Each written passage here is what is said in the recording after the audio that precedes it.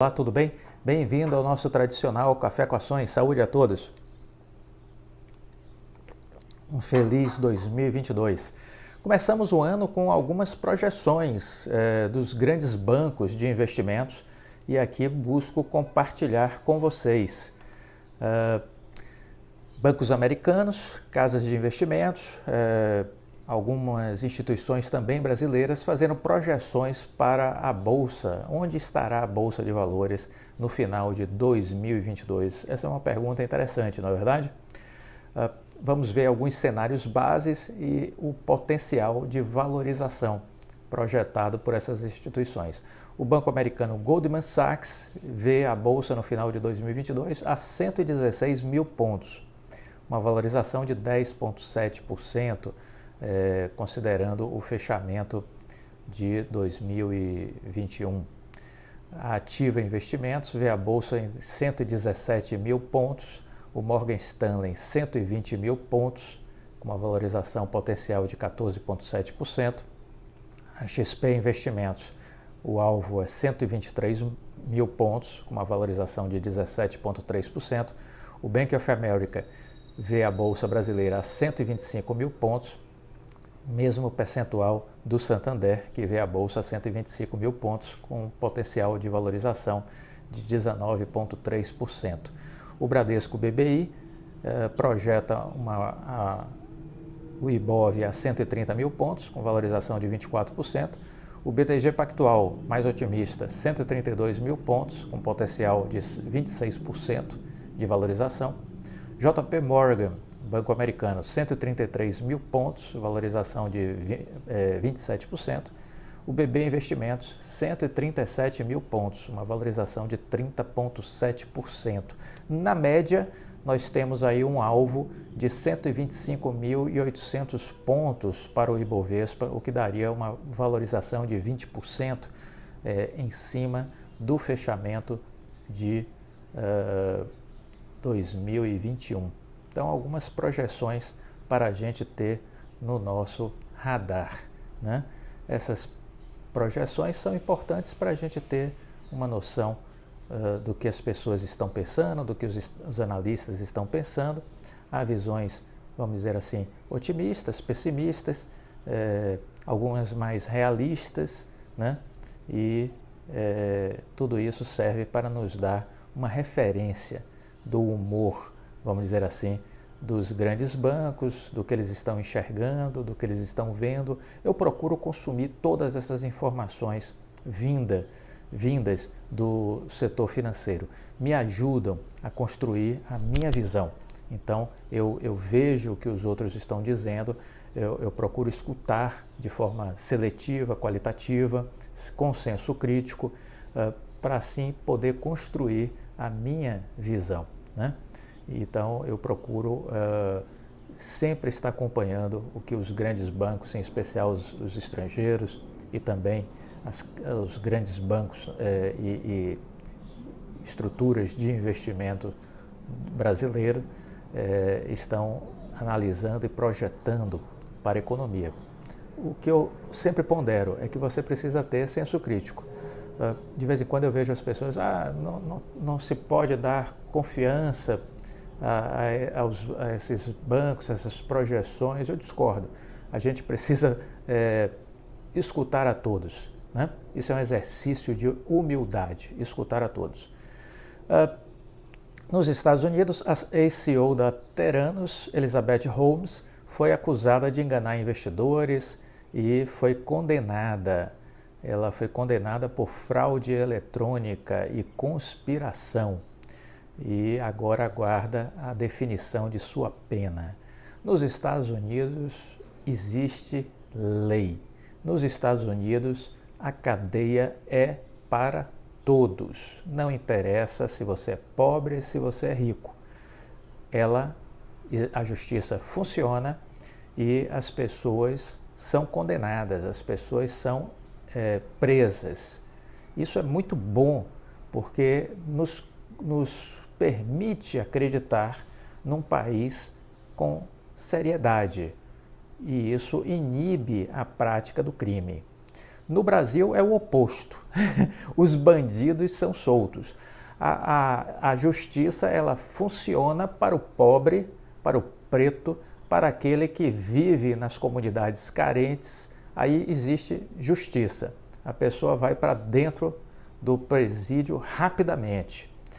Por outro lado, os grandes criminosos, aqueles que conseguem fazer desvios de recursos, os que montam fraudes em licitações, se locupletam com recursos públicos, estes a justiça existe para evitar que eles sejam presos.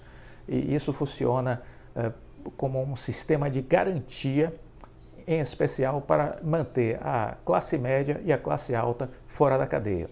Então, crimes contra as mulheres, acidentes de trânsito, né, mortes provocadas por pessoas que desrespeitam as regras de trânsito, tudo isso é, de alguma forma, protegido por um sistema legal que procrastina e faz de tudo para garantir a liberdade do sujeito, do cidadão. Então, esse é o jogo do Brasil. Enquanto nós aqui, não mudarmos isso, será assim. Houve um passo importante no passado recente, que foi a prisão em segunda instância. Parecia que sairíamos da selvageria da bandidagem, mas o Supremo, após sucessivas tentativas, derrubou a prisão de segunda instância, porque o pacto havia sido rompido com a prisão de segunda instância. E aí o Supremo trabalhou para voltar à regra do jogo e garantir que todos estejam soltos.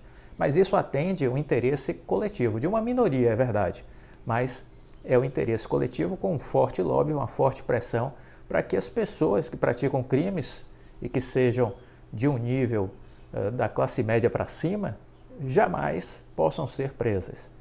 Jamais possam ser presas. O modelo é este. Nos Estados Unidos não é assim que a coisa funciona e a gente está sempre vendo notícias mostrando que o mal feito leva à cadeia. Isso é bom porque os países evoluem a partir dessa prática, dessa conduta. Em Singapura, não vacinados em Singapura vão pagar hospitais com infraestrutura de saúde sob pressão. Sempre que há novas ondas de Covid, Singapura decidiu que vai cobrar despesas daqueles que não quiserem se imunizar. Isso é ótimo, isso é uma decisão inteligente. Na verdade, o país já ofereceu vacina para todos. Aí o cidadão diz que não quer tomar vacina.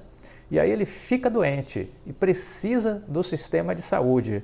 Nada mais normal e lógico do que você cobrar, então, se o paciente se tornar mais complexo, mais grave, você cobrar destas pessoas.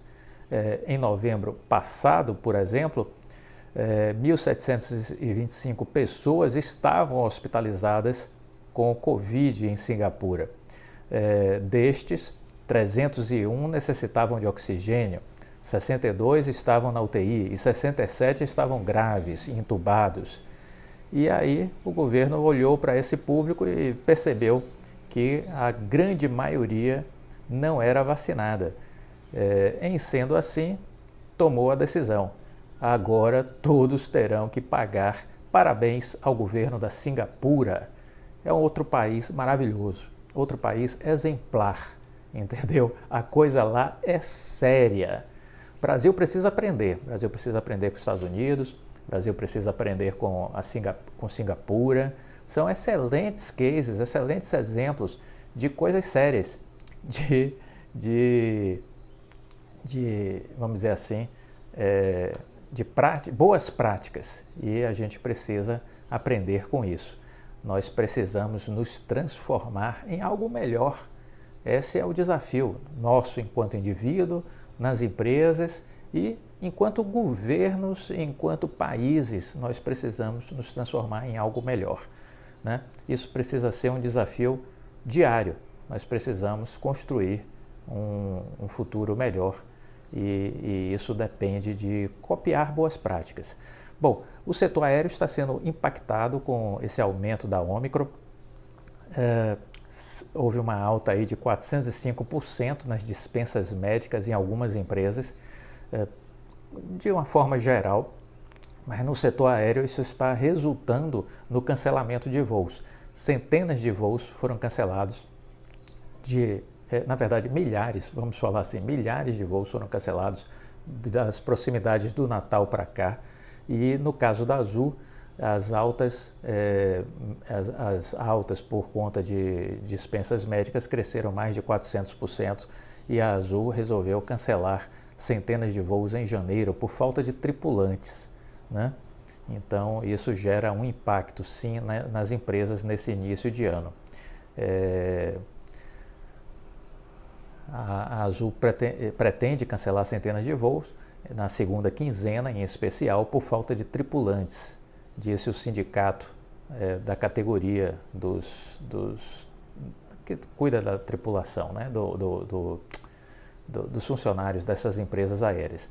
E isso por conta tanto da síndrome gripal, que tem afetado o Brasil nessa virada de ano, como também dos casos da Ômicron, né?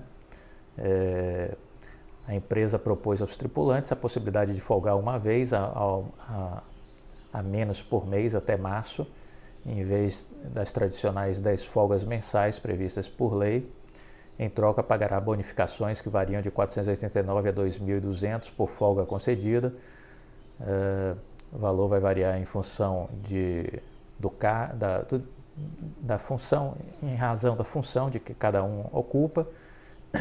E a Azul reafirmou que a reprogramação se deve ao aumento do número de dispensas médicas, disse que mais de 90% das operações continuam normais e que os passageiros estão sendo notificados com antecedência sobre possíveis alterações.